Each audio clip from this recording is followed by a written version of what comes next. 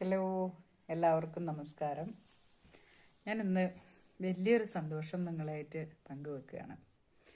കുറേ കാലത്തിന് എന്ന് പറഞ്ഞാൽ ഒരു 5 വർഷത്തിന് ശേഷം എൻ്റെ ഫാസ്റ്റിംഗ് ബ്ലഡ് ഷുഗർ 102 കുറഞ്ഞു എന്നുള്ളതാണ്. അപ്പം നിങ്ങൾ ആലോചിക്കുന്നുണ്ടാവൂലേ എത്രയൊക്കെയായിരുന്നു ഫാസ്റ്റിംഗ് ബ്ലഡ് ഷുഗർ എന്നുള്ളത്.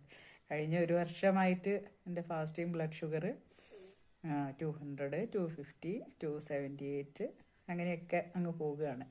പിന്നെ ഭക്ഷണം കഴിച്ചതിന് ശേഷമുള്ളതാകട്ടെ 300 റേഞ്ചിൽ, 340, 350, 60, 70 അങ്ങനെ പോവുകയായിരുന്നു.